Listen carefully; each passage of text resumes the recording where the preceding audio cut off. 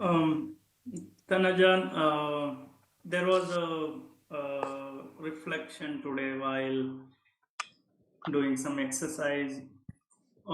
There is a regular aversion thought or anger thought arises again and again, one after another.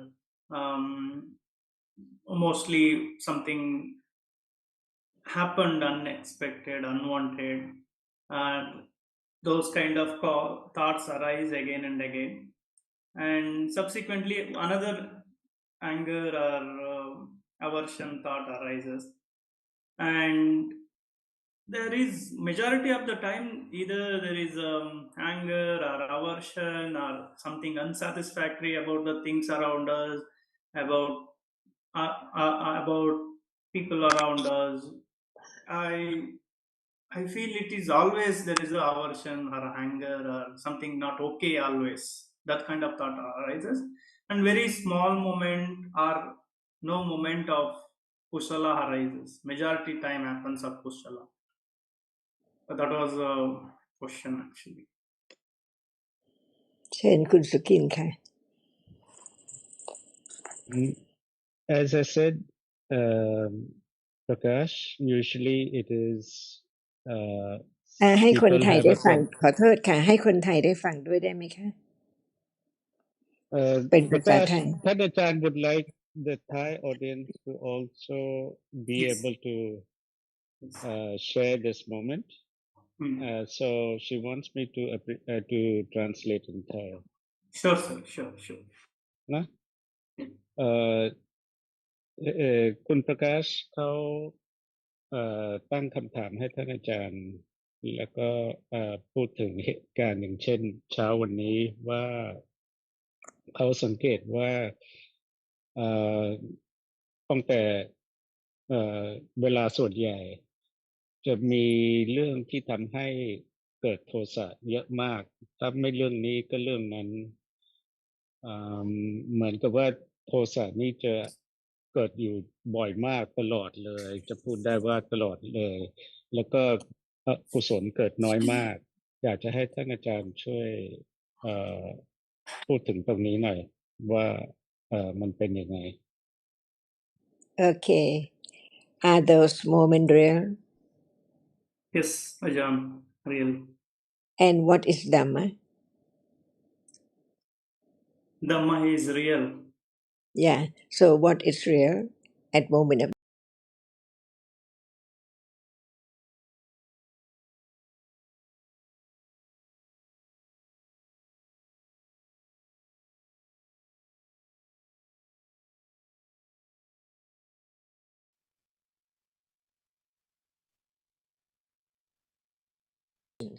that's why we learn to understand what is there in life no matter dosa irritation or any moment it's there by condition understanding the nature of it as it's real it's a reality it's conditioned there cannot be anyone make it rise or it cannot be taken for anyone as prakash because it's gone and arise again by conditions and this is the only way to study Dhamma, not just the word, not just the book, but at moment when it's there, not forget what is real is there. Adhamma, the ultimate truth, the absolute truth. Nobody can change it at all. Can anyone change dosa to be pleasant moment or pleasant feeling? Impossible. That's why learn to be true to the truth, to have firm confidence of the truth, of no one or nothing, not anything at all. It's there and gone, never to arise again. Little by little, this is learning Dhamma to enroot the confidence of the truth of no one. It's gone. So life is only the moment of experiencing an object without the reality which arises and experience the object. There's no life at all. Is that true? So learn Yes. to understand life as not anyone, not anything, but it's that which arises and experiences the object. So study Dhamma is study the truth of what is there right now or any moment. When there's no moment now of anger, no one can study anger about anger because it's not there. Just listen to the word, to the term, to the way it is, but it's not learning the truth of anger when anger is not there. So understanding each word of the Buddha, what is real is there, appearing. And if it does not arise, it cannot appear at all. And what appears is not as it is. For example, what is the object of anger? See, anger with what? No understanding of anything in life. It's a moment of experiencing the unpleasant objects. If the object is pleasant, nobody can condition anger to arise at all. But when the object which impinges on the sense door is unpleasant, it conditions the reality which experiences it with anger. Is that right? Not anyone at all. This is Dhamma, this is Paramada Dhamma, and this is Abhidhamma. See, it's not that we have to look for it because it's there right now already. In front, left and right, all around, all are dhammas, and all dhammas are anatta. Is it true? Hmm. Whose word? The enlightened one. And what does it mean? Enlightenment. Not just thinking right now about anger, it's conditioned to arise and it's gone. That is not enlightenment to anger or anything which is there. That's why learn to be true to the truth. Satya Barami is very important. Not just belief, but what is there now? Is there any understanding of the nature of that? Or is something or someone on or in the room, see, on the road, everywhere? All are dhammas, isn't it? Learn to let go. The idea of ignorance, attachment to wrong understanding, taking it for something, atta. So now understanding what's meant by the term atta, something is atta. Nothing cannot be atta. It's anatta. So what is the truth? There's seeing right now. Before seeing, there's no seeing. And seeing's there by conditions and then gone instantly, unknowingly. So very, very covered up by the succession of the rapidity of that which just is there arising and then gone instantly all the time. Is it true? No one born and no one die. At moment of birth, what's there? Rakesh or Ramesh or anyone or Prakash? At moment of birth, no one. Only a moment of experiencing an object, an unknown object, because it's not the object of this world. It's not that we impinge on the eye or the ear or the nose or the tongue or the smell at all. That's why learn to understand the truth, whether it's true or not. When it's true and there's not yet the understanding of the absolute truth. So it's ignorance and wrong understanding. Take it that arises as permanent. It's there all the time as something or someone, and I. When there's no one sees, it's I see. Even there's no word. But now, seeing is there. Not a seeing, or not the seeing, but I see. Because no understanding of the truth of what is there as it is. Is that true? Hmm. Yes.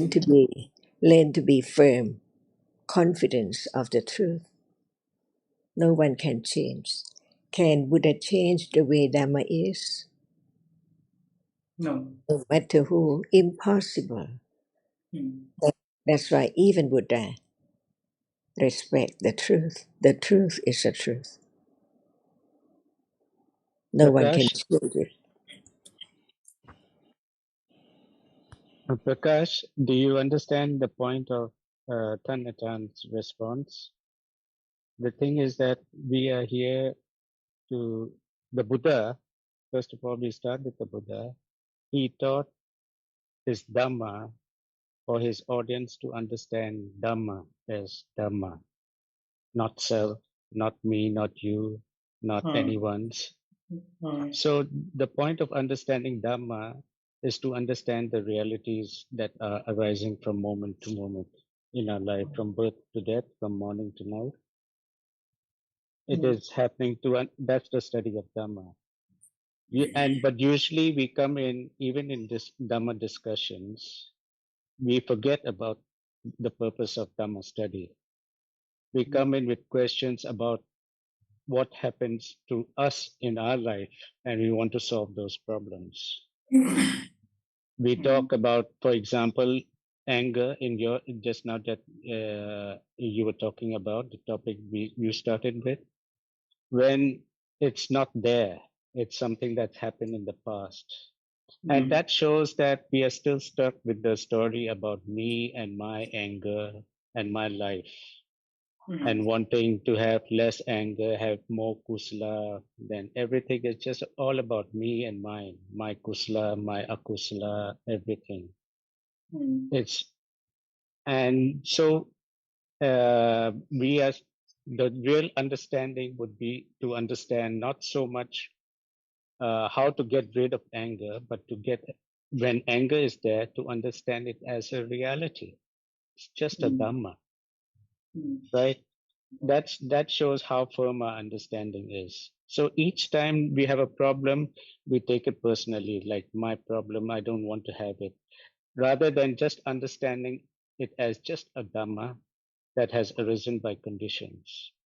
And Mm. that dhamma has different conditions and causes, and all that condition and causes can be understood. For example, anger is uh, a chetasika, it can be understood.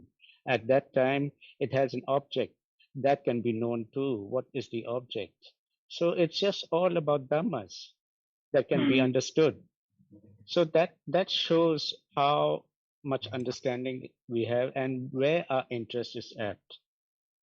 So Mm. study of Dhamma is Dhamma. So now when there is no anger, there's seeing.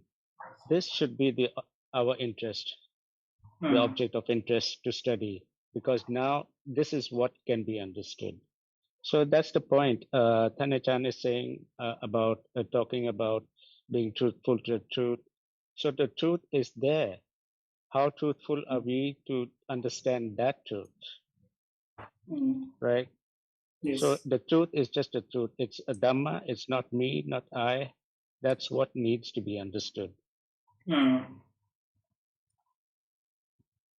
Yeah. Yeah. I agree with you. Completely agree with you. The reason why I put that question is there is a notion that there is always anger or akushala. Is it so? Is it so for majority of the cases? That's I just want to, was curious to discuss actually. Chan, so what Prakash is saying is the point of asking the question is that is it for everyone that this is what happens, that mostly it's akusala and very little kusala in a day. Is kusla a word?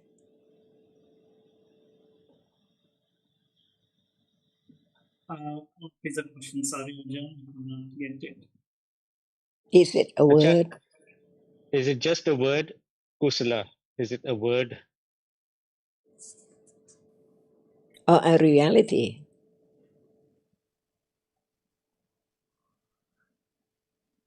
Okay. When you say the kusala is just a word, what do you No, no, mean, no, Ajahn? no, no, no, no. I just asked about anger. It's Ah, a word or is it real? when it arises, it is real. Just talk about the word anger. Is it just the word or is it a reality? It's real. It is a word. No reality, Um, no anger in reality, just the word is anger. That's why we have to consider so carefully to understand the truth, the absolute truth, not just the word told, what is it, and how to have it less, and so on. That's not any understanding of reality or Dhamma at all. That's why just the word Dhamma, how much confidence to understand that Dhamma is Dhamma, and what is meant by Dhamma is Dhamma. And you see, there is no Prakash, one. Achan's point is this, that we keep on using different words about kusla, akusla, anger, attachment, as if we understand what it is. But is it true that we understand, or we are just using the words without understanding? And Achan's initial question is that what is anger that we refer to all the time? Is it in truth a reality? And so that is what needs to be understood, and the nature of anger, not just throw words around as if we understand but don't understand. So there's a lot to be understood about everything, and all the words that we normally use to refer to our experience, we actually don't have any understanding at all. And we have to start with, to understand, first of all, that it's just a reality. Mm.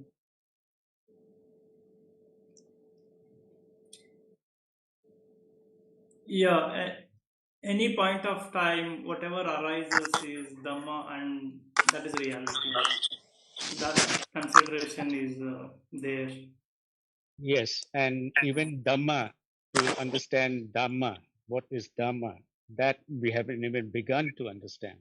What is Mm. real and what is not real? What is reality? What is concept? Even that we have just begun to scratch the surface. So we Mm. use the word Dhamma also. We say everything is Dhamma, every moment is Dhamma. But what is Dhamma? How much understanding of Dhamma is there?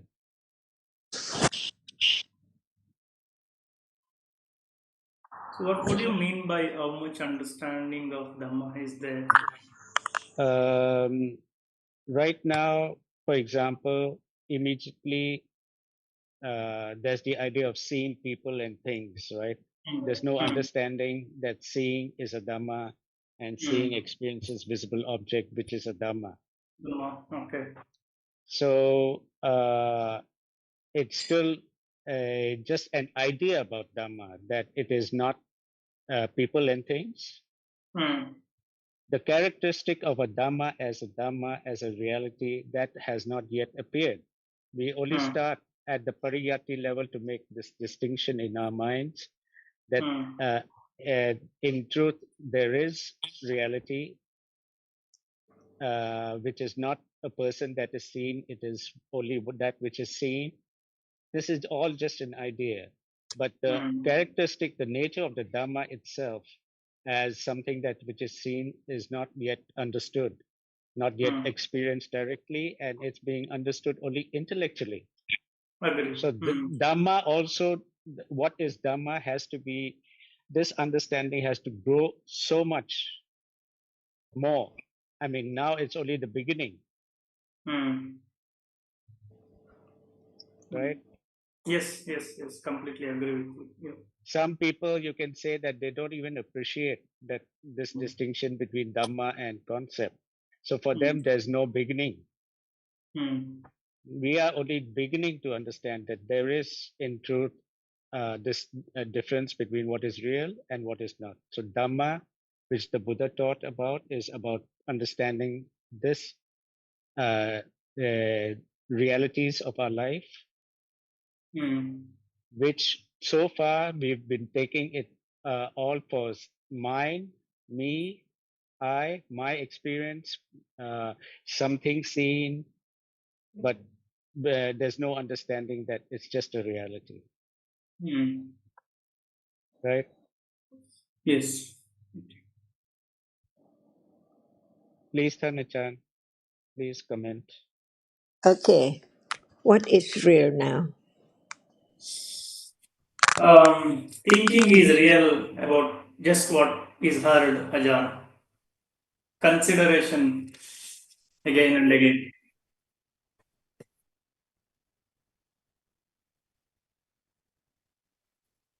If we have not used it, yes, it is not.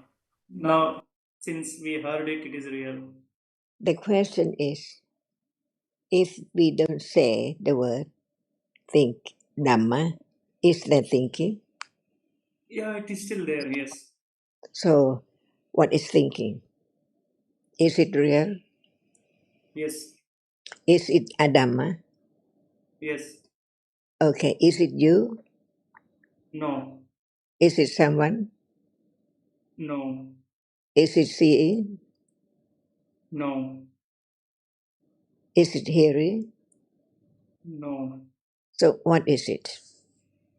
It is just thinking. What is it? It is Dhamma. What is it? It is not self, I, me. It's just a reality, right? Mm. Does it arise? Yes, Does it fall away? yes, Can anyone make it arise? impossible. Really? Yes, So we use the word Dhamma for whatever is real. mm. From now on, is Nibbana Dhamma?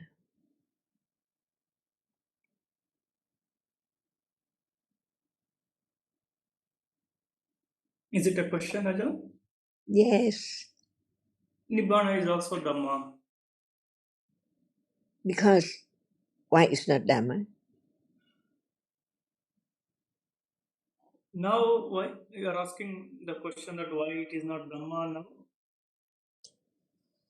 Is Nibbana real? It is not real for us now. No one know yet, right? Yes, yes, yes, So no idea, no thought, no understanding whether Nibbana is Nama because Dhamma because there's no Nibbana to be known right now at mm. all. Mm. So is Prakash Dhamma? The Prakash is concept. No Dhamma. Prakash is not Dhamma. So no Dhamma at all. Yes, So what is taken for Prakash? something. I, something, body, myself, my thoughts. Seeing, hearing, smelling, Yes, tasting, yes. touching. That's Mm. why. No understanding of Dhamma as not Prakash. No understanding. Is it a reality? Yes, that is also reality, not understanding the reality. Can it understand that which can does not understand? That which can not understand. Can it be a Dhamma? Yes, What kind of Dhamma? it is an ignorance or untruth, not truth. Is the Dhamma at that moment experience the object with ignorance, no Yes, understanding of the truth? So now is there any doubt about no matter what is real is a Dhamma? yes, Ajahn. No matter what.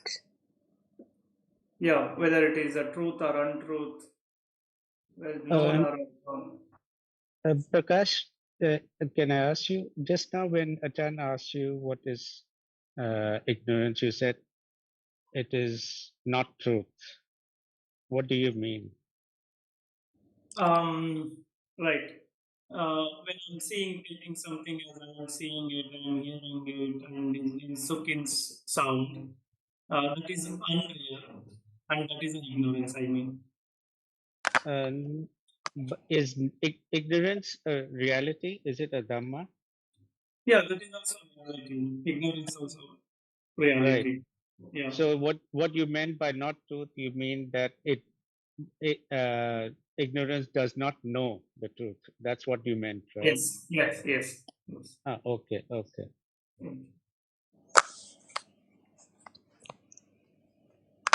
When do Angachan, you, yeah, when do you know the Buddha?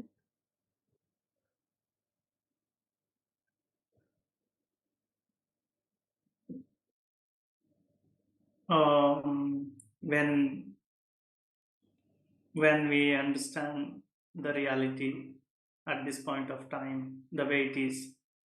When there's no understanding of the truth of what is there right now, is that moment understand who's the Buddha? Yes. Why? No understanding. Everyone does not understand what is there right now. Does he know the Buddha? Why I said yes, even understanding about the ignorance at this point of time, not understand the reality as it is also an understanding, and that is a way to see the Buddha also. what Prakash. about someone who has not heard the Dhamma? Does he know the Buddha? No, impossible. Okay. So, did you know the Buddha before understanding what is there right now? No, never. That's why begin to understand who is the Buddha at moment of understanding the truth of what is there, little by little. Otherwise, there's no way at all to understand, to attain, to be interested in what is there as it is. Is that right? Yes, Ajahn. True. So anyone who's pay respect to the Buddha without any understanding, does that Mm. person know who's the Buddha?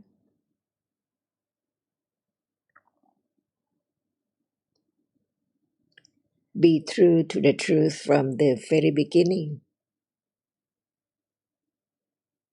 in order to understand the truth, which is so very subtle.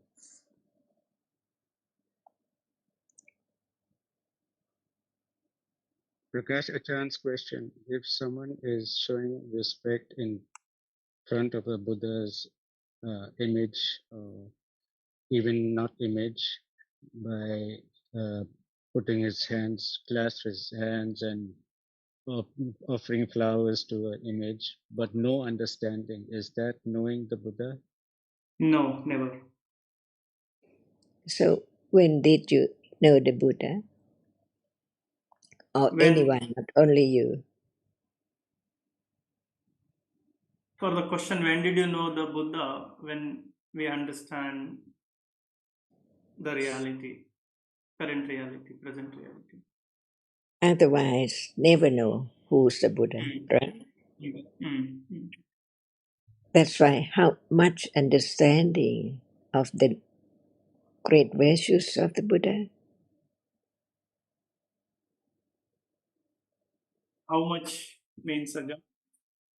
yeah, how much understanding of the virtues of the Buddha can be known. Uh, how much there is an understanding of right now. That much we can know. So just begin to hear some word about the truth. That is the beginning to understand who is the Buddha. Is that right? Yes. So those who do not listen to the truth, to the words of the truth about reality right now, do they respect the Buddha? Yeah, in real sense, no. So, what's the way to pay respect to the Buddha? To have more confidence of the virtues of his great wisdom. The best way to respect him to understand current reality as much as Yes. possible. Yeah. Which is so very subtle, is that right? Otherwise, he couldn't be the Buddha who Hmm. enlightened the very subtle truth. Hmm. So now, Prakash, we can also say that the best way to show respect is to study his teachings. Right? Yes. Yes. Yes. But a study, but if no understanding again, it Right, becomes right, right, right. That ritual, is right? correct. Yeah. Study without understanding is not study, but Hmm. the activity of studying, of hearing, of discussing his teachings with understanding is the only way to show respect to Respect to him. him. Yeah. Yeah. Yeah, yeah.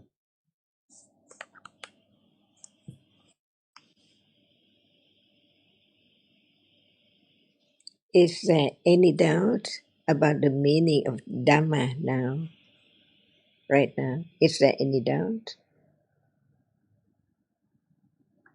Meaning of Dhamma, no doubt, Ajahn. Anything So and now, everything. so now we can talk just about one Dhamma at a time because each one is so very subtle. Hmm. So, what is there right now? Because it's there to be studied. Otherwise, it's not the moment of studying Dhamma. The moment of studying Dhamma is right now, this moment right now. What Dhamma is there? Thinking, Ajahn. Seeing, right? Or what? Yeah, seeing is there, Okay, and just seeing. We talk little by little to understand a little more.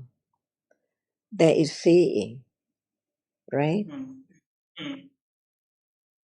Seeing arises to see, right? Hmm. Can it think? Excuse me. Can it feel? Impossible. Can it remember? No. So what is it?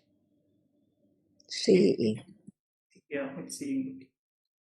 Right now, we are talking about seeing, and while there is seeing right now, to begin to attend to the characteristic of seeing, to begin to understand only seeing, because we just talk about only seeing. Is that right? Yes. So, what is it? Seeing.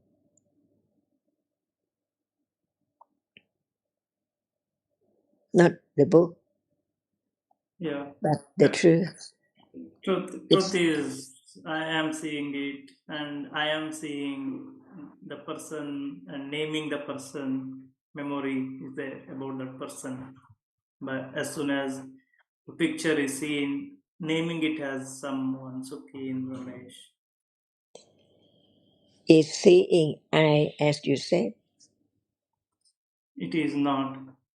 So, what is it? It is Dhamma. Yes, but what Dharma is it? Seeing. Seeing. What is it?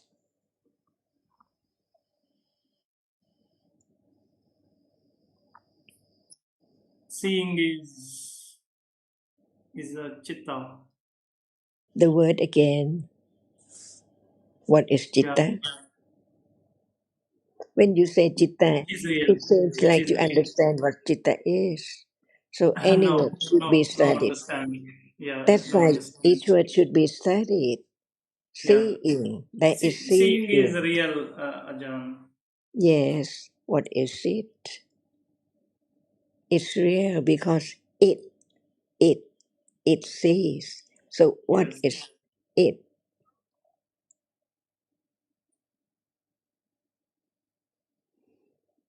Begin to study the truth to understand each word a little more, in order not to forget what we have talked about, the truth of it. Is seeing real? Hmm. So, what is it?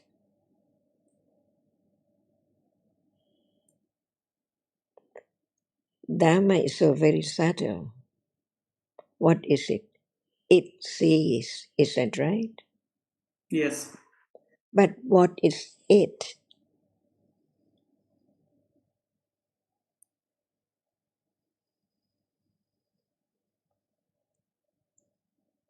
Can we say it's real, it's a reality? Yeah, Because it it's only sees real. it. It cannot do other things like hearing or thinking. It Think again functions to about, just see it. yes, it's only thinking about it, not moment of attending to the nature of seeing, to know that if there's no attention to the characteristic of a reality, which is their seeing, there can never be any understanding of anything at all. Just talk about it. But it's not just to talk about, but it is to understand the truth. It's there, not hearing, not thinking, because it sees. So it's real. But what is the nature, the reality of that sees? It's real, it's a reality. Can it be I see? No. Can it be a dog see? No. So, so Doc, the yeah, seeing is real. It yes. sees. Yeah. What is it? It's real. It says. So it's a reality which Yeah. arises just to see. See, is that right? It Yeah. is a reality which arises to see. Is that enough? Yeah. It is not I am seeing it. It is not someone seeing it. Is that right, Ajahn? Is it enough to know that seeing is real? It arises to see. Is that enough? So, what do you mean by is that enough, Ajahn? No more to learn about it? No, we want to learn more, definitely. Because not understanding now about the reality which sees. We just say that it sees. Is that right? Hmm. That's right. Learn a little more. Hmm. That which arises and see is the reality which is conditioned to arise to experience an object. Hmm. Learn a little more about the truth of life, little by little. What is there? There must be a reality which, which is conditioned to arise to see. Because seeing cannot just arise at will or out of the blue, but there must Hmm. be conditions for that which arises to see only, not to hear, not to think, not to feel. See, we learn about one reality in life, of the truth in life, because without that which experience the object, there can never be life at all. Is it enough to learn about life? It is not enough. Not enough, as long as not understanding life or seeing as it is, as not I see, not anyone Hmm. see. So Hmm. learn to understand more about Dhamma. Dhamma is so real, is so true that it is different by conditions. That's Hmm. why no matter in what life, in what moment in life, all are real, they are conditioned to just arise and experience the object. Otherwise, it's not life. So, life is not my life or someone's life. Life is the reality which arises and experiences the object and gone, never arise again. Is that true? The impermanence of each moment, of that which has been taken for something for how long? Years and years ago. Not understand at all that it is just a moment, in a moment only, cannot be more than that. But what we take for a moment is so long, many moments, sub moment in a moment. So Prakash, next time somebody asks you, what is life? What will be your answer? Life is moment of seeing, hearing, thinking, touching. Hmm. And the study of life is, Study as of Dhamma. Yeah. Tanachan just demonstrated, to consider the nature of what is the present moment. Mm.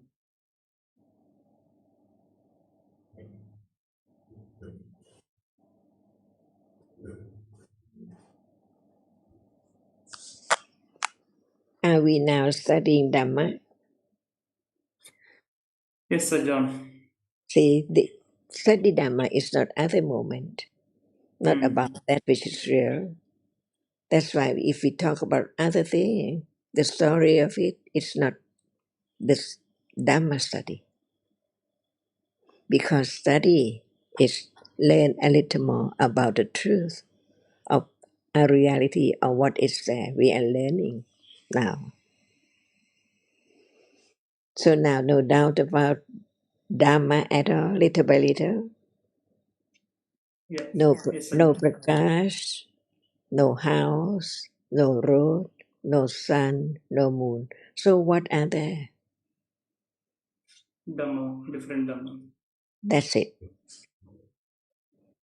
And Vinaya, for monk, what is there?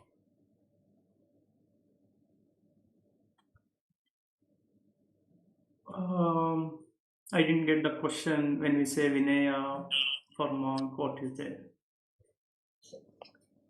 What is the Vinaya? Is it real or not real?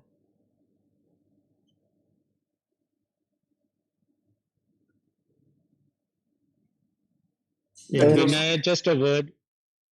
yeah, if The Buddha follow taught the Buddha taught the Vinaya.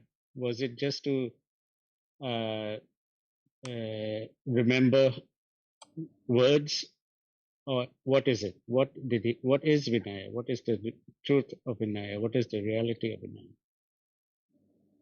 see reality of Vinaya is when that is okay. If I use the word or when it is adopted, that is Vinaya. If it is not, it is I just a think I word. think I asked the wrong question. Original Chan's original question is, what is Vinaya? What is Vinaya? Vinaya is some kind of rules, regulation which is prescribed in Tipitaka. Chan, please. is Vinaya Dhamma Vinaya also Dhamma, yeah. the, the behavior of the reality which experiences the object in different Mm. manners by different Mm. way. That's why Vinaya is also Dhamma. If Mm. there's no Dhamma, there's no Vinaya, right? Mm. So what is the differences between Dhamma and Vinaya?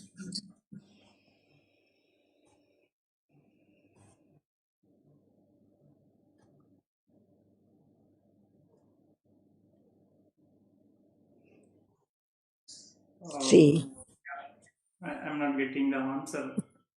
all Yeah. are Dhammas, right? Both are Dhamma. Yes, yes. So how can one say all are Dhamma, all are Dhammas? How can one say all, everything is Dhamma? because there is no one self, or there is no one can create or uncreator, and that is real Because again. because the understanding of the truth, no matter what is real, is Dhamma. So Vinaya Hmm. is Dhamma too. Hmm. That's why we learn to understand any word little by little. The core of the teachings about discipline of Vinaya or the Dhamma and so on. Just to understand this very moment, isn't it? Hmm. So many ways to explain about the differences between each moment of each different realities. That's why we understand no matter what word from the Buddha, just just talk about the truth of what is there, no matter when, any time, even right now, or long time ago, or long time in the future, or Adamas. No doubt about Dhamma now, so firm confidence of no matter one takes it, right understanding, wrong understanding takes that for something. But Dhamma cannot be changed at all. So wrong understanding of what is not I as I, is it Dhamma? Yes. Right understanding of the truth, what is there cannot be anything or anyone at all. Is it Hmm. Dhamma? Yeah, that is also the Dhamma. So anger, is it Dhamma? Yes. Not you, not yours, is that right? Yes. Be true to the truth until there's no doubt about anger anytime when it's there. As it's just a reality, it's Dhamma. To Hmm. be true to the truth little by little until the truth can be realized, stage by stage, little by little, from the very beginning to the ultimate truth. Now, what appears has arisen and gone. Is it true? Yes, Arjun. Can it be directly experienced? Not it. So, who's the Buddha? One who can experience the truth as it is. And the others, which is not the Buddha It. himself, but the listeners, the followers, the truth taught by him. So, who listen to the truth, understanding the truth, behave according to the truth to become enlightened, is the follower of the Buddha. Hmm. Hmm. Savaka. Savaka. See, Hmm.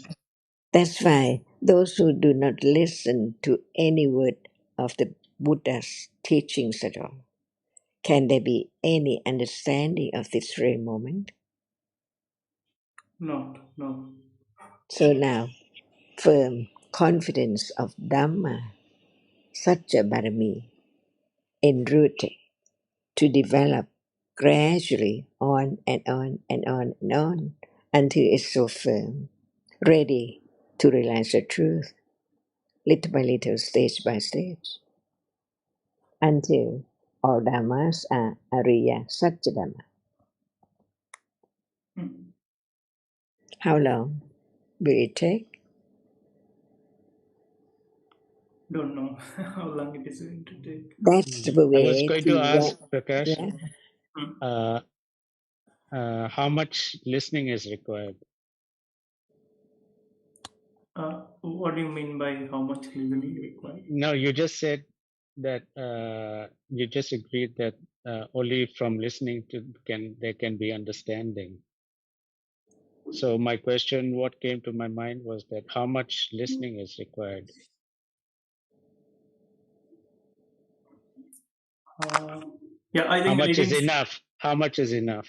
I think we should keep listening as and when we get time. as and when it is possible to listen, keep listening regularly, because For we'll how long? again fall How into until until understand the reality as it is.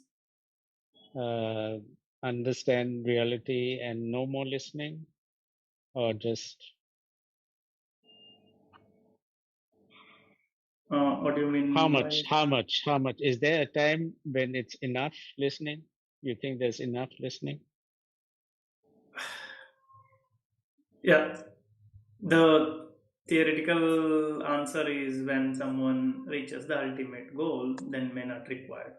Yeah, the arahat is Yeah, not a learner anymore. So yeah. Hmm. yeah, yeah, okay.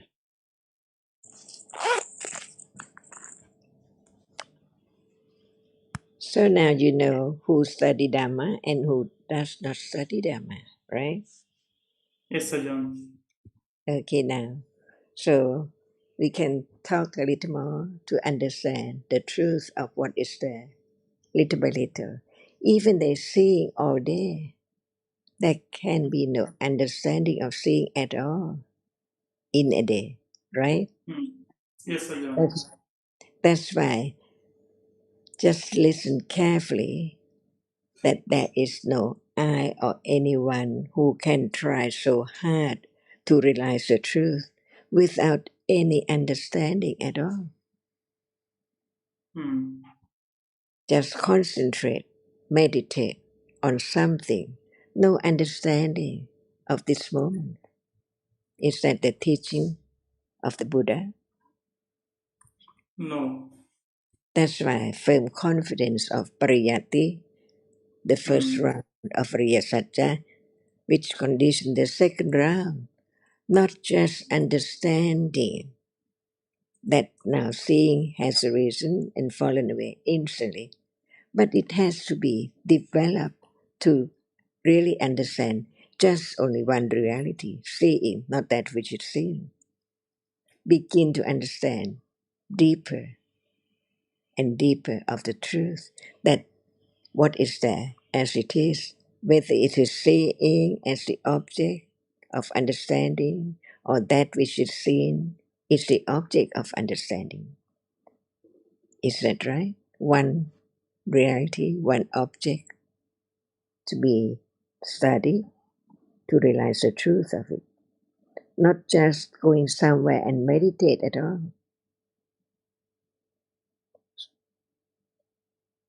That's why we have to understand the word Buddha said for each reality, like bhavana, see what is it? Not just recite the Pali term, not just try to concentrate on something chosen by the self or wrong understanding. Because even right now, if seeing cannot be realized, it's still I see or someone see. Is it true? Yes, Sir John. It is always I am seeing or And some I am seeing something. yeah, and this is the development of Satya Barami. So very gradually, firmer and firmer, little by little. So now, is there any question?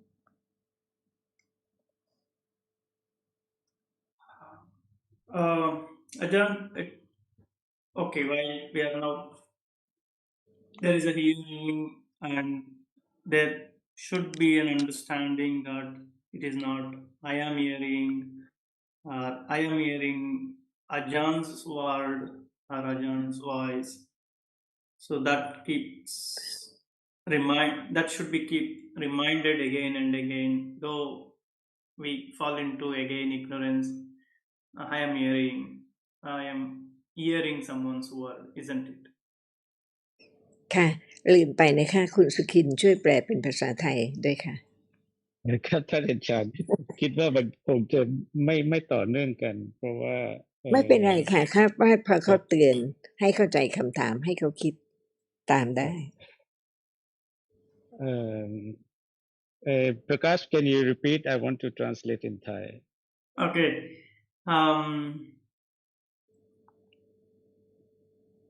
Hearing, at least I can explain it a little better way. That's why I'm just taking hearing. I'm hearing sound of yours and Ajan's, and there must be understanding that it is not I am hearing or myself is hearing. At the same time, it is not Sukin's voice, it is just a sound. This understanding to be developed again and again, but because of conditions, we get into I am hearing and I am hearing Sukin's voice. So we fall into that trap. But even understanding that is also Dhamma,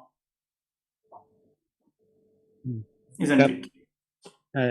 yes I think so ท่านอาจารย์คุณประกาศคอมเมนต์บอกว่าการเข้าใจก็คือยกตัวอย่างได้ยินว่าเวลาได้ยินเอ่อเรามักจะคิดว่าเราเป็นคนได้ยินแล้วก็ได้ยินเสียงบุคคลนี้บุคคลนั้นแต่ความเข้าใจจริงๆก็คือว่าได้ยินก็คือเป็นธรรมะไม่ใช่เราไม่ใช่เราได้ยินและเสียงที่ได้ยินก็ไม่ใช่ว่าเสียงใครก็เป็นแค่เสียงแต่ว่าส่วนใหญ่จะเกิดเอ่อความเข้าใจผิดที่คิดว่าเราที่ได้ยินแล้วก็เราได้ยินเสียงคนอื่นเอ่อและแต่ตรงนั้นก็สามารถเข้าใจได้ว่าเป็นแค่เป็นธรรมะเหมือนกันถูกหรือผิดครับท่านอาจารย์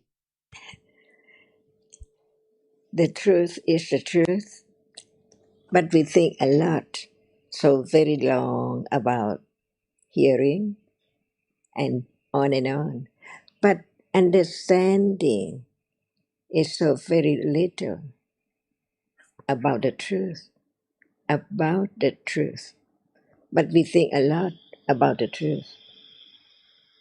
So from hearing the truth, it can condition the understanding of what is true and what is not true. That is one's own thought, or that is the word of the enlightenment. That's why each word represents a reality. At moment of so long speech, what are they? In a moment. That's why learning about the truth, it has to be slowly and carefully to really appreciate that there are so many realities unknown from moment to moment and take it for something all the time, not just in this life. How long ago?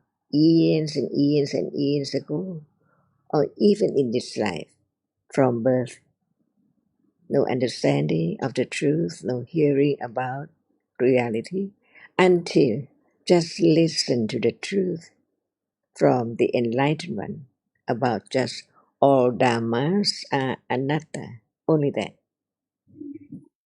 Is it clear? Is it firm about dhammas? So that can be the beginning of the truth. All dhammas, no exception at all. All dhammas, whatever is real, is anatta, not atta, not anything or anyone at all.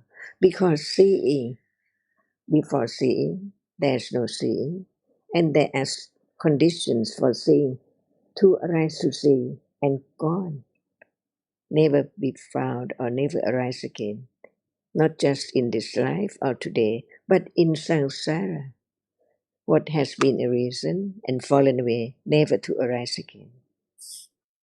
Learn to be true to the truth little by little. By conditions, it conditions a little more interest in understanding the truth. Never change to just follow the word or just follow one's own idea or the other's idea as before, but begin to understand what is meant by enlightenment.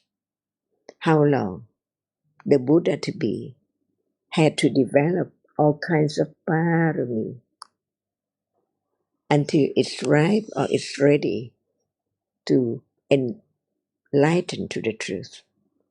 No one can stop each moment by conditions arising and falling away. So, how long did the Buddha to be develop understanding and the other kinds of parami?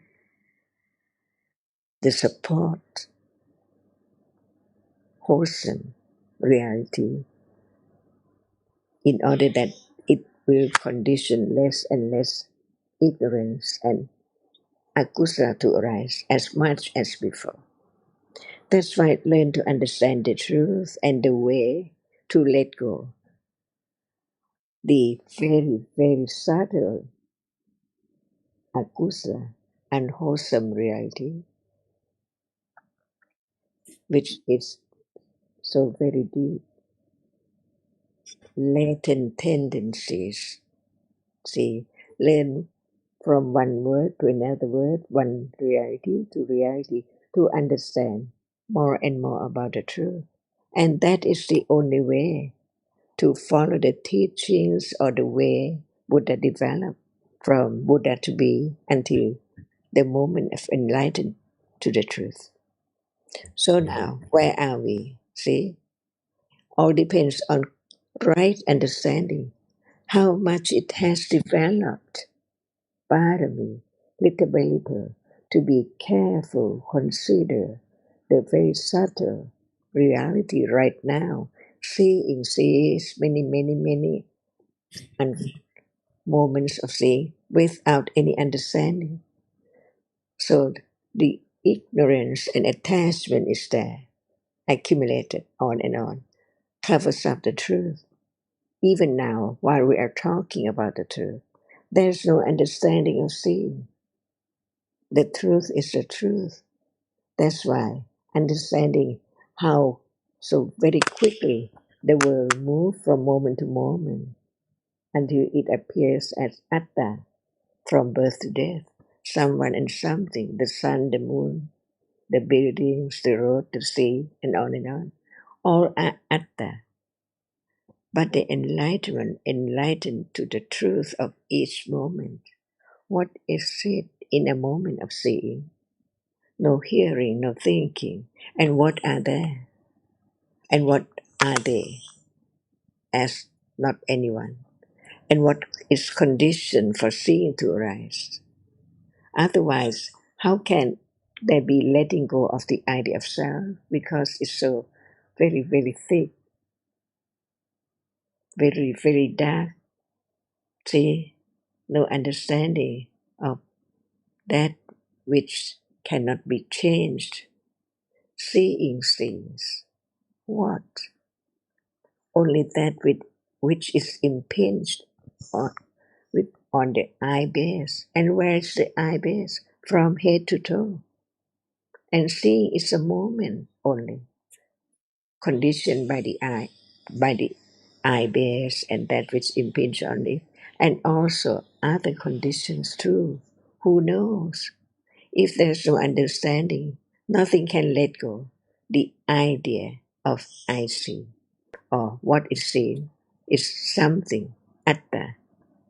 That's why without the moment of seeing how deep and subtle reality is, and even so, it can be known little by little until it's realized by more understanding of the truth from the enlightenment who had developed such parami so great to understand the truth and taught for 45 years.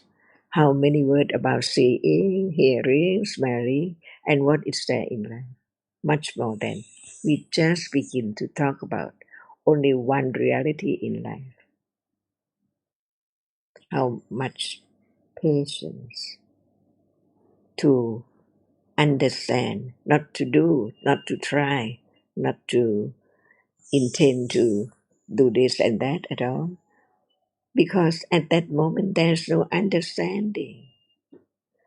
So it's not the teachings of the enlightened one, not to do, but to consider the truth of what is there appearing until it understands that which has arisen now. Is it so far away? But there can be moment of understanding. So very gradually, little by little, until all truth which appear can be realized as they are, not anyone.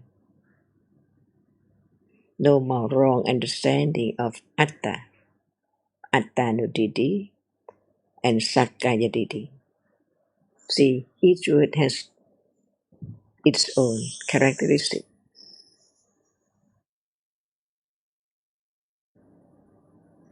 Is there any doubt? Um, and then you mentioned we think along. What is the meaning of that?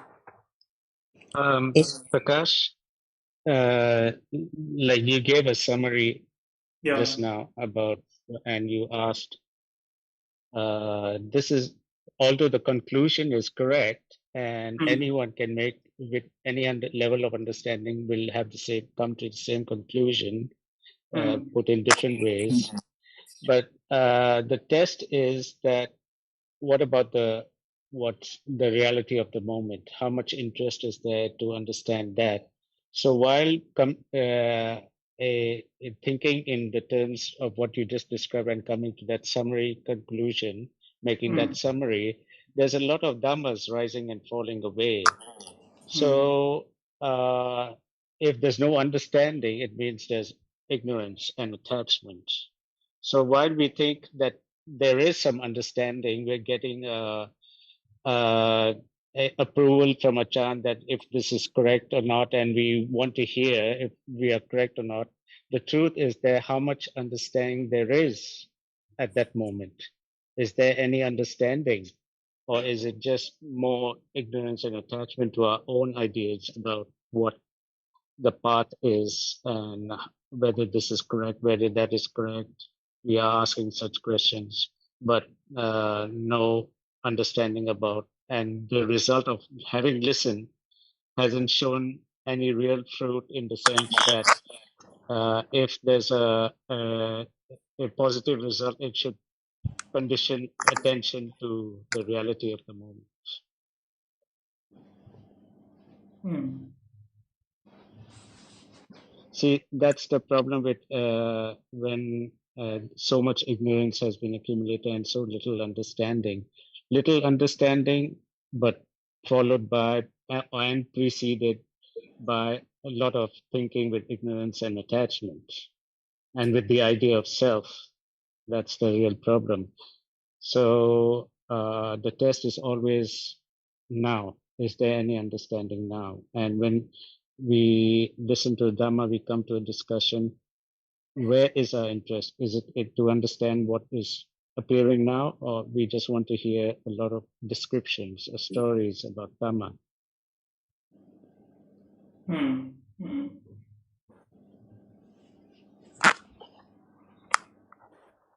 so be true to the truth is such a barani. Why does one listen to the words of truth?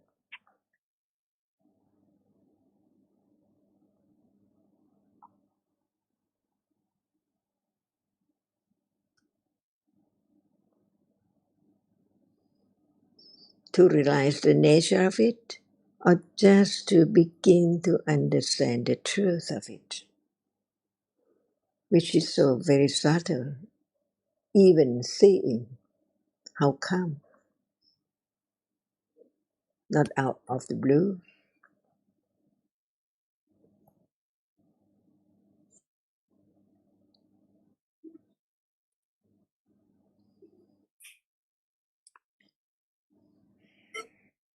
So, Prakash, the truth is that only we can know how much understanding there is, right? So, and the truth, the test is always now. Hmm.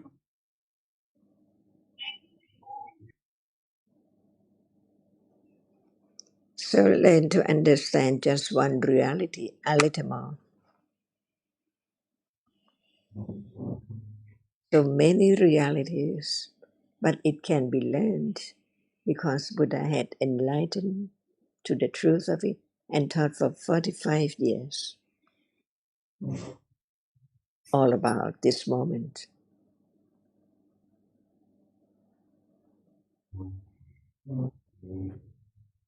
And in referring to the Buddha, how much time he took So the process is definitely, it has to necessarily be very slow, very, very slow, one drop at a time.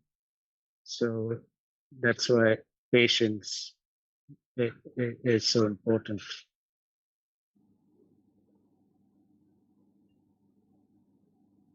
Is there a little more understanding now? Yeah, very little, Ajahn, very little.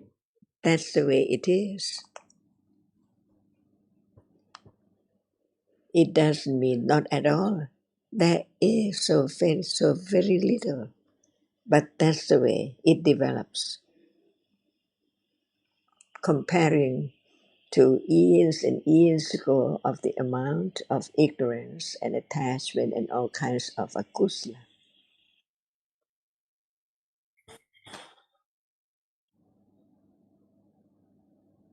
Ajahn, you also asked a question, how come seeing? Yeah. So how can we understand this meant? Okay. If there's no eye sense, can they be seen? No. One condition. Even Hmm. there is the eye base, but nothing impinge on the eye base. Can they be No. seen? See? No. And seeing cannot just arise alone at all. It needs other conditions too. Hmm. That's why Buddha pointed out there are two kinds of the reality which experience the object. One, only one among all realities which experience the object. It is that which is the chief of experiencing the object. See, of experiencing the object. Seeing is the chief of experiencing that which impinge on the eye base. See, from head to toe, all dhammas are there. No thought about it at all. Just go far away from the truth. That's why there is the word opanayiko in Pali. Just get closer a little more to that which is there. Now, at the eye base. A little more understanding of the truth before they can be letting go of ignorance and attachment and other unwholesome realities. So very little, but that is the only way to eradicate the wrong understanding with ignorance and attachment, to take that which is not something or atta, to understand the truth of anatta. All dhammas are anatta. Each word has to conform with the truth. All dhammas, no matter what, are anatta, not self, not I, not anyone.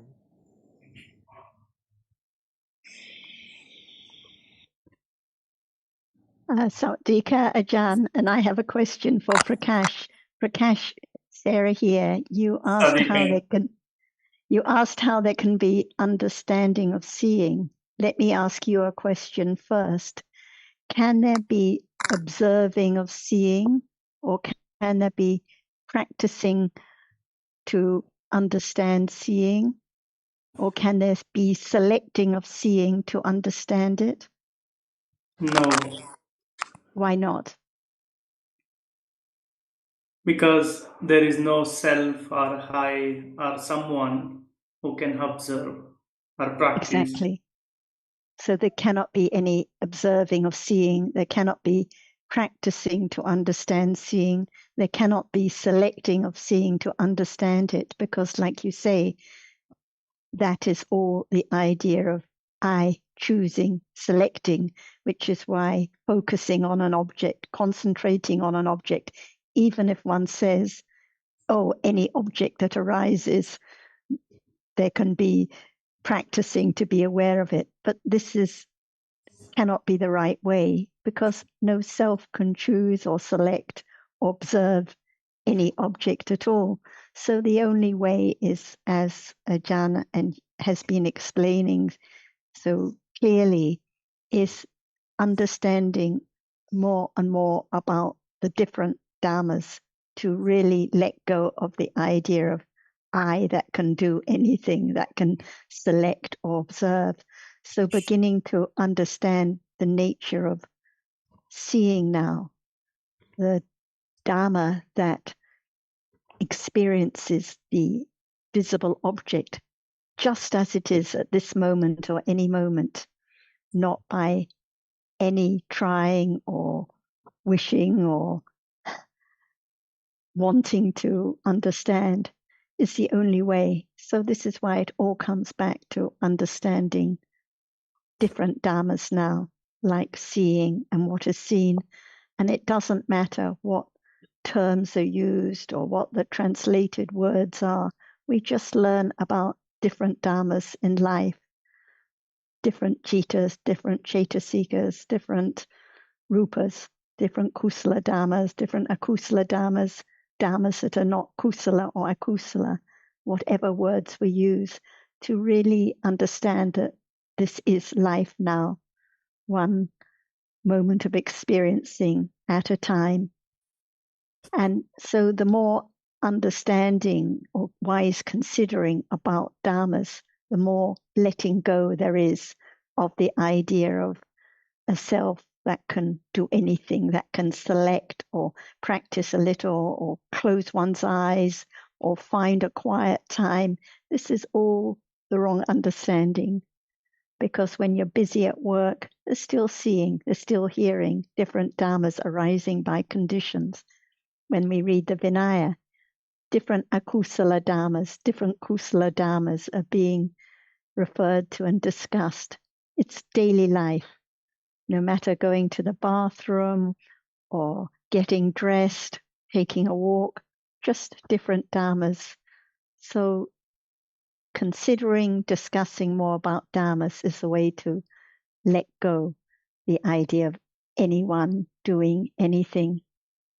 And when Sukin asked you how much listening, well, it depends a little on what we mean by listening. Listening doesn't mean how many hours we attend the Zoom discussion. One can open a sutta and there can be wise considering immediately, or one can read the whole Tipitaka with no wise considering, no listening. And it's the same with a Zoom discussion. So it's not about the quantity, but the quality, the understanding whilst listening, whilst reading. And for some, there can be wise considering very quickly. For others, lifetimes and lifetimes. It all depends on conditions. But we know, as you and Ajahn have been stressing, the Dhamma is so deep and subtle that without a lot of wise considering, there cannot be any letting go of the ignorance and wrong understanding.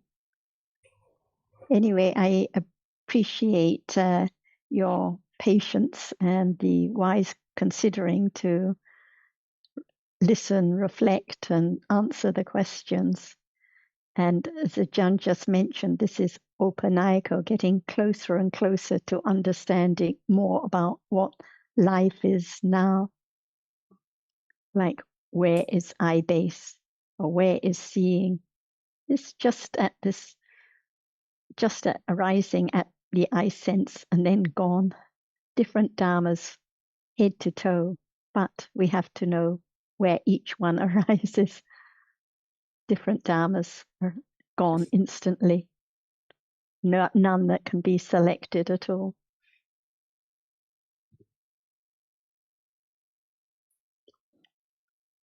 What Thank is the you. most difficult thing that you find when listening to the Dhamma, Prakash? Definitely not there at this point of time. Thinking somewhere else, something else. Yeah. That is the first difficulty. And The that's, second difficulty is understanding the question itself. Many a times is second difficulty. Yes. Sometimes people think the problem with understanding the question is they think, oh, it's the language, or it's Thai English, or they're not their own language. But actually, it's the problem is that we're not used to considering these questions. Like if someone says, what is life right now?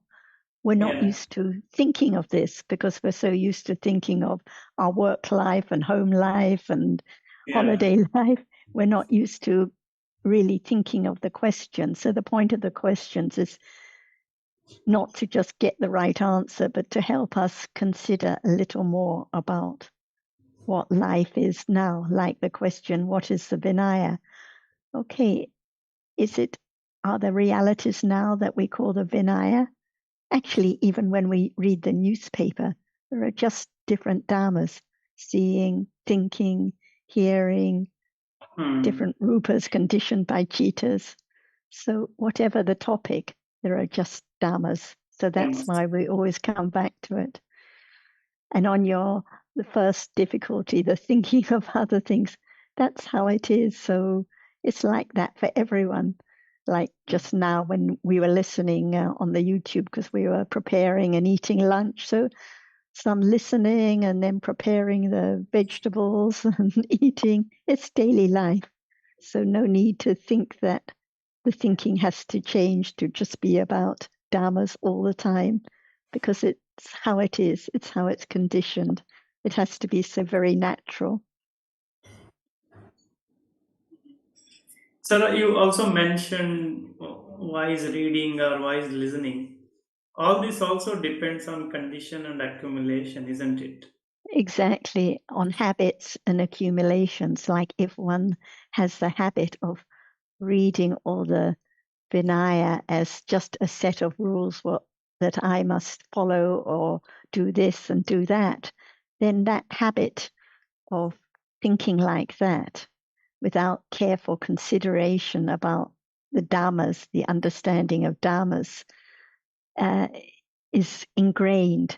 So without considering carefully, we just stick to our usual habit of observing different dhammas or trying to be aware or concentrating on focusing on objects, closing eyes, practicing for 1 month a year or something like this. So these are different habits. So the point of discussing and considering and reflecting what kind of study it is now, whether reading or listening, is to begin to consider whether it is the right habit or the wrong habit. Like we discussed before, perhaps when we were all in Bangkok, about the true meaning of sila. Usually people think, and I think we discussed, it's just about following precepts, just about following rules. But actually, sila is referring to the nature of the citta, the kusala or akusala citta now. And Ajahn mentioned that when mentioning the Vinaya, it's all about the nature of different cittas, akusala cittas, kusala cittas.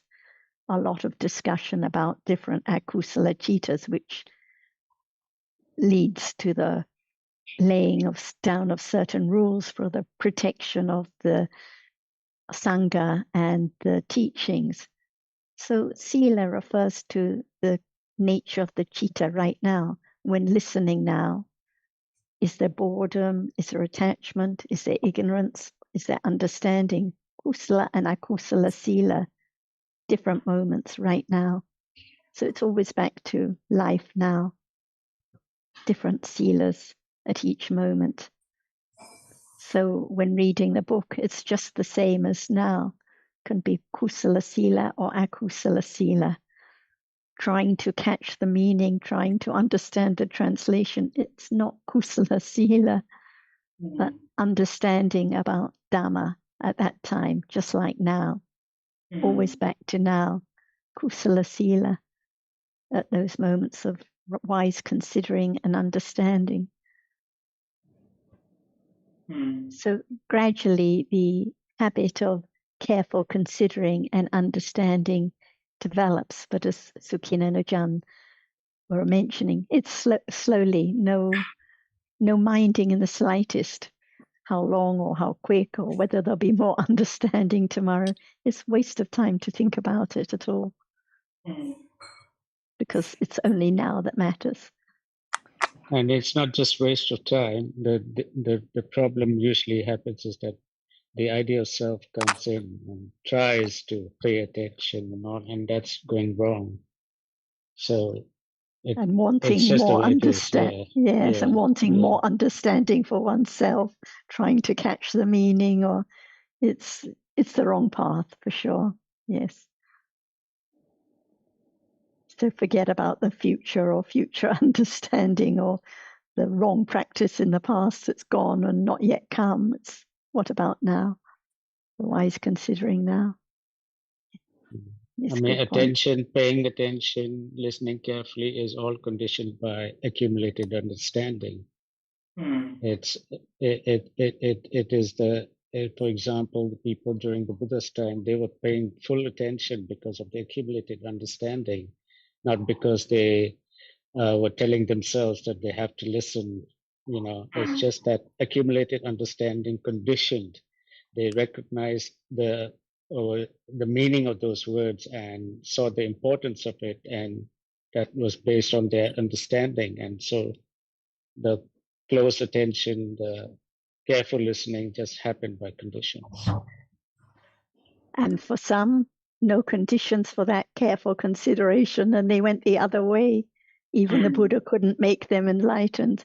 So it all depends on the habits from long, long ago. Agree. Yeah. I think I have taken a lot of time today. If any other have some questions, please come forward. Use this opportunity.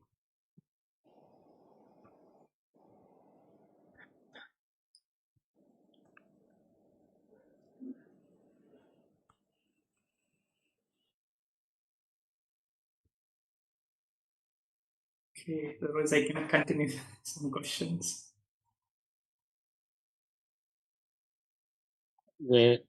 Your questions help everyone, so don't hesitate.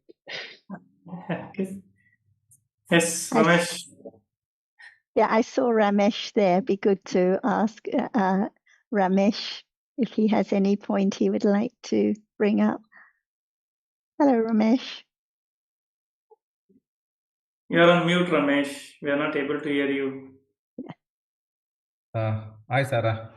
Hi, Ramesh. Yeah, I was trying to understanding seeing, but in the Bangkok, what I participated in the discussion and in this session also, just I'm not fully able to understand the seeing part itself. Just little by little, like seeing as seeing or non-self or anatta, some kind of a words it will come as a theoretical part. But to understand more practical way, seeing as seeing, I need little more guidance from you. I think that's a very good way to bring up the topic, and it's very honest because we hear a lot about seeing and then find actually there's a roadblock. It's not quite clear. So there has to, as you say, be the considering of it from different angles in different aspects. Like now, right now, is there seeing now? Yes, it is seeing now. It is there. And is there anyone who is seeing now? No. And what does the seeing see now? As an idea or object. In truth, what does the seeing see now?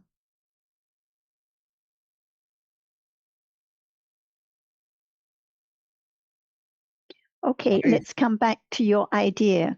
What is your idea of what seeing sees now? Eyes are trying to see the object. Sorry, what is trying? Eyes sees the object. Can the eyes see anything? You're talking about these eyes, is that right? Yes. Can those eyes see anything in truth? Because you said seeing sees. So does seeing see, or do the eyes see? Through the eyes sees. Through the eyes. Okay. So what is to be seen has to have impacted or impinged on the eye sense. Yes. And then the seeing sees what is to be seen. So we discussed when we were in Bangkok that there are two kinds of realities. There are those realities that experience an object. So the seeing experiences an object, and that which is seen, that which is visible, doesn't see anything. Is that correct? Yes, yes, yes. What about the eyes or the eye sense? Does that experience anything? Yes, it experience. We think it does, but actually the seeing is a nama-dhamma. It sees what is visible. The Ramesh, maybe visible you're a bit object is confused by sense. Sarah's question: does the eye see? The eye itself, does it see? No. the what you call the eyes. Are they namas or are they rupas? They are namas. So it's not the it's not the words. There is some confusion. So it's good to clarify. So we discussed how there are two kinds of dhammas. The namas are the realities that experience an object. So seeing is a nama, hearing is a nama, thinking is a nama. The different chaitasikas like attention, which Ajahn mentioned, or contact or concentration, these are namas. They all experience the object together with the seeing or the hearing. That which is seen, that which is visible, doesn't experience anything. It's a rupa. It doesn't experience anything. And the eyes, what you call the eyes, or which we refer to as eye sense, which the visible object impinges on, it doesn't experience anything. It's also a rupa. Yes. So we cannot say the eyes see anything. Only the seeing sees.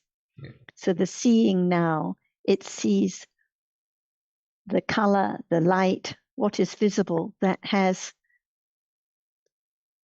impinged on or contacted the eye sense. The eye sense is inside the eyes, inside what we call the eyes. If there is no eye sense, if we're completely blind, there cannot be seeing of any object. So the eye sense is necessary for the seeing to see what is visible, just as ear sense inside the ears is necessary for hearing to hear the sound. If there is no ear sense and we're completely deaf, even though there are sounds arising and falling away, nothing is heard at all. So the seeing is a nama, which experiences the object, the visible object. The visible object doesn't experience anything, and the eye sense in the eyes doesn't experience anything at all.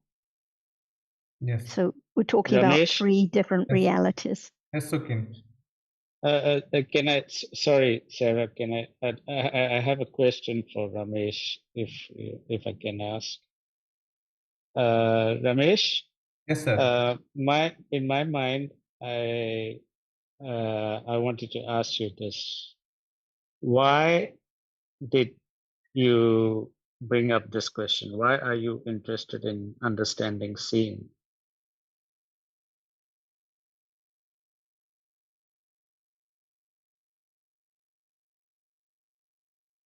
Whenever I see something, I feel I'm not understanding in Dhamma perspective. So I wanted to understand more. Always And I feel there is some wrong understanding of seeing. So that is what I need to understand more. And you're not saying, as I suspected, that you're interested in only seeing, but you're interested in any and every Dhamma, which is appears in daily life, right? It's not Yes. just seeing. Seeing is just an example. Yes. But we And talk a lot about seeing, so I right, think Ramesh feels right. it's not understood what we're saying about it. And I think the reason it's the wrong understanding is because we hear about seeing what is visible, I sense, and it all gets mixed up together. So there's the idea, when we're honest, of I seeing something or the eyes seeing something. But this is not understanding seeing now, just the Dhamma that arises by conditions, not by any selection or observation or meditation.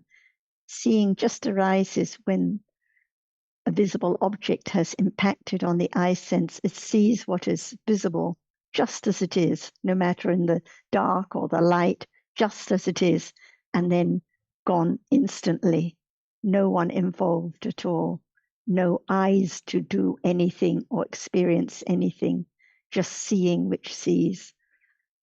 So the eye sense is just an important condition, is the essential condition for seeing, to see what is visible. But the eyes or eye sense doesn't experience anything. It's just the seeing which sees the light, the color now, and then gone. Just as it's just the hearing which hears sound. The ears or ear sense don't hear anything.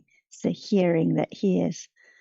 But we've heard so many ideas from other points of view, scientific points of view, or my background, psychological points of view. It takes time to really consider the different dhammas and to understand no I is involved, just nama dhammas arising, experiencing the object, and rupa dhammas that don't experience anything. So the I sense is a rupa. The visible object is a rupa. They cannot experience anything.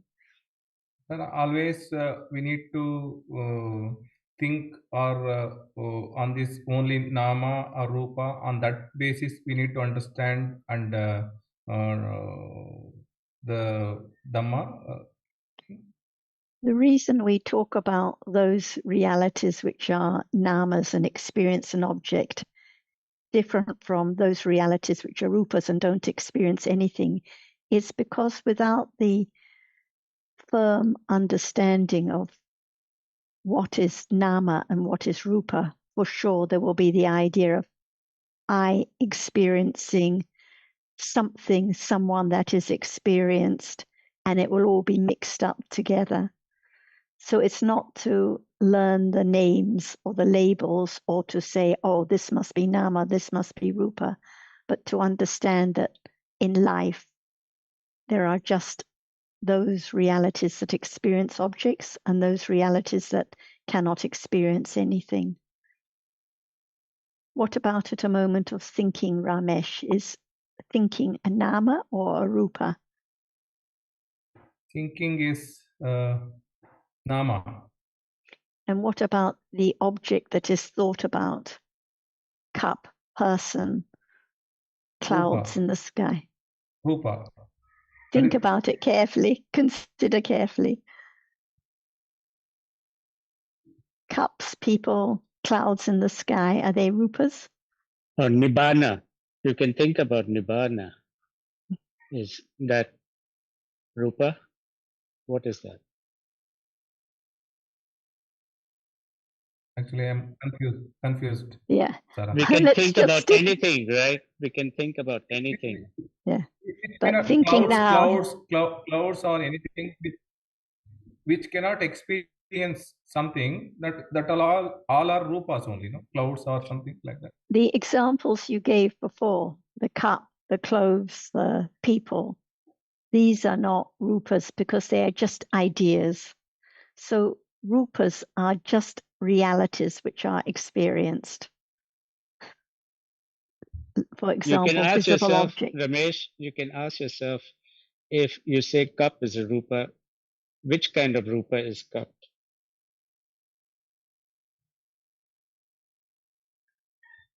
Which kind of rupa? There is some internet interruption. Once again, your question, please. No, when you say cup is a rupa, Yes, so you can ask yourself which kind of rupa is cup. that is hardness. So Hardness. yes, So hardness is hardness. You're saying that when you touch that cup, there is hardness being experienced. So hardness is not cup, is it? yes, I mean, a blind man can also touch and have no idea it's a cup. Or in the dark, you can touch, there's no idea of a cup. Or when there's touching, there's no idea of cup. Cup itself is something that is thought about, right? yes, So it is not hardness. yes. What is cup? It's a thinking. The thinking thinks about cup. Yes, Thinking is the thinking which is thinking about the cup. The cup is the object of that thinking. What is cup?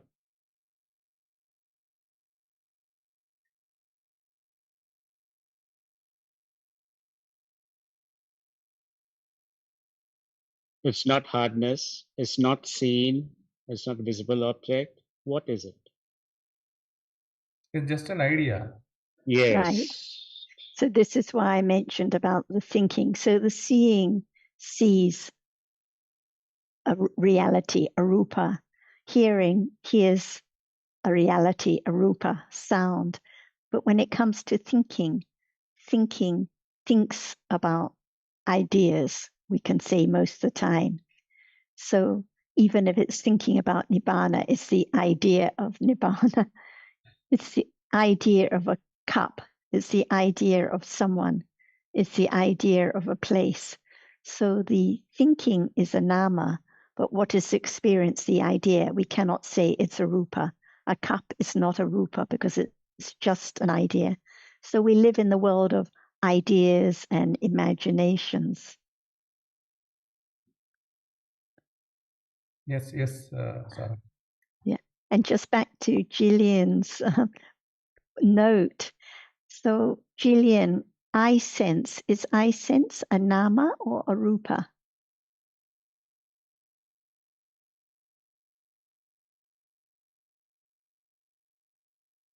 We can't hear you, Gillian. Well, I thought I sense was nama, but did you say it's a rupa? So seeing is a nama which sees Yeah. sees what is visible, but the I sense or I base, I sense is the same. It's the rupa which the visible object impinges on, the rupa that is conditioned by karma. So I sense or I base cannot experience anything at all. This was the point that I was discussing with Ramesh as well. We're used And to Gillian, thinking. the We're used to reason the thinking word that sense is used is because it's not something that can be seen. It's a special rupa conditioned by karma, same as ear sense, body sense. It is a particular rupa that cannot be seen, cannot be touched, cannot be smelled, cannot be tasted. It's that particular rupa conditioned by karma.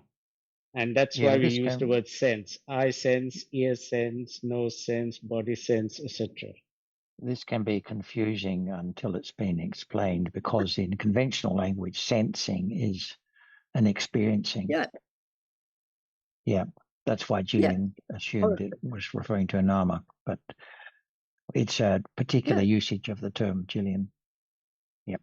And you asked where it is. It's the rupa conditioned by karma that arises in what we call the conventional eyes, a tiny, tiny, minuscule rupa that arises and falls away at each moment. inside the eyes, not in the brain or other head, but in that particular point. Just as the ear sense or ear base is a tiny rupa that arises inside what we conventionally call the ears, in that point, rising and falling away at each moment. Yes.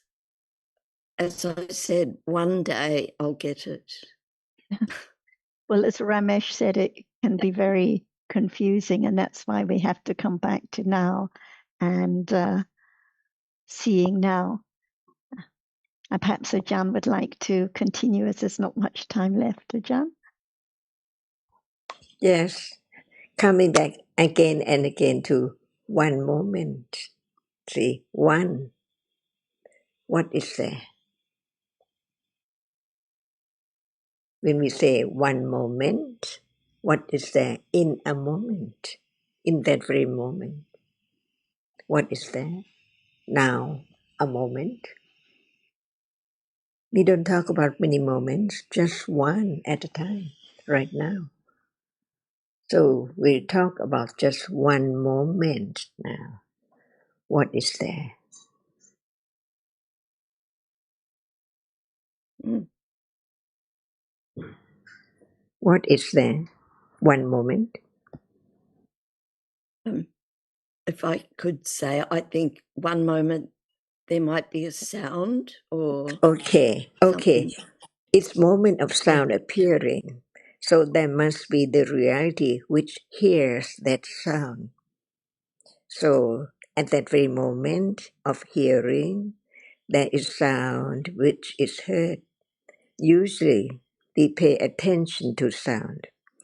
No thought about that which hears at all. But it is so very important.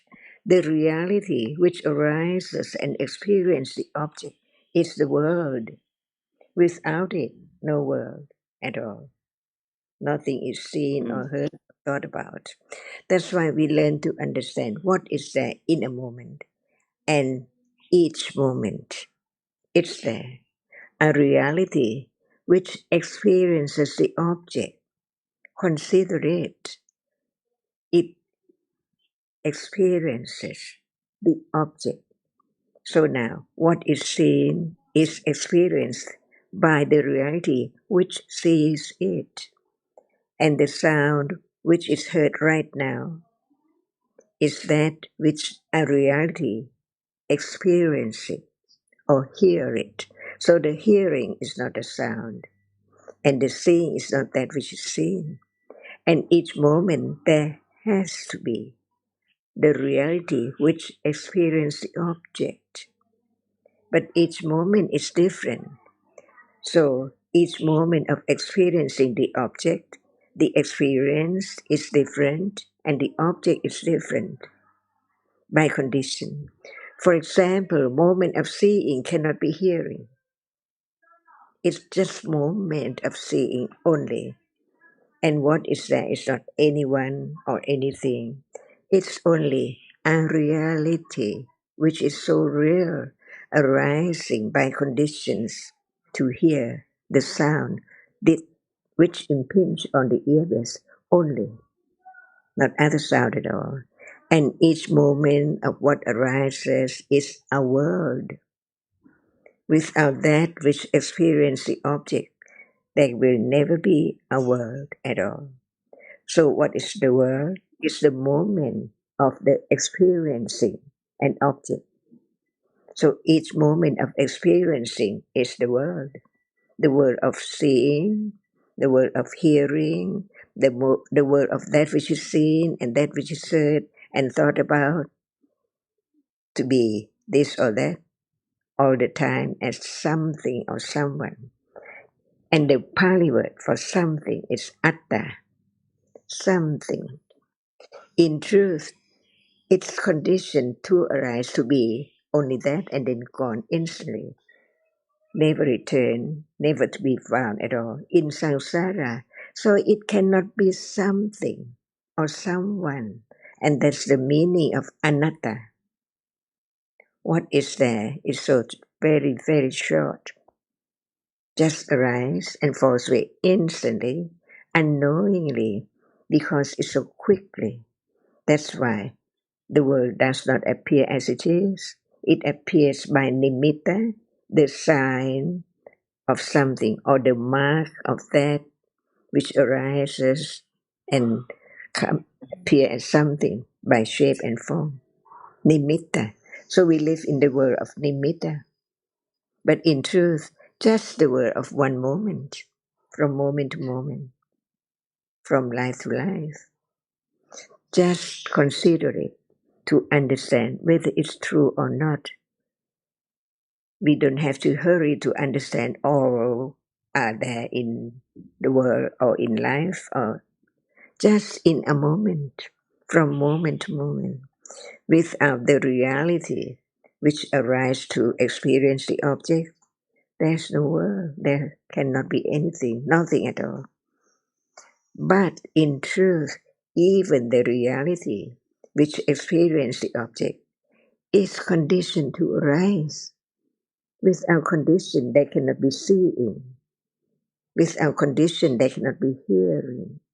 Without condition, there cannot be smelling, tasting, touching, thinking. That's why no matter what arises, it's conditioned to arise. And we learn to understand the condition for what arises little by little.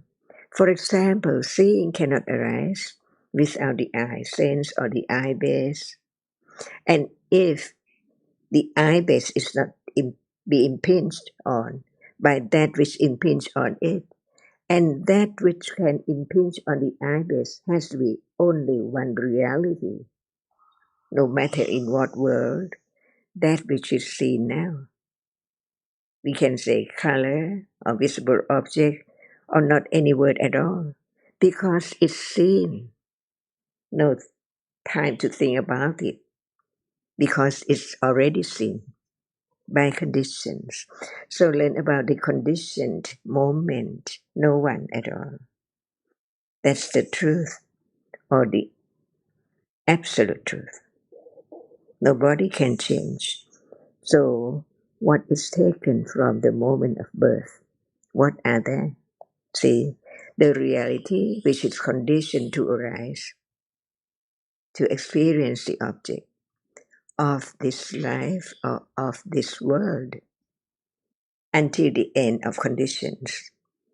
No more to be I or someone or something as we take it from seeing, hearing, smelling, tasting, touching at all. The end of life, the end of the world, of my house, or my friends, or I, or my wealth. And so it's time now. สวัสดีค่ะ That's สวัสดีค่ะ Thank you.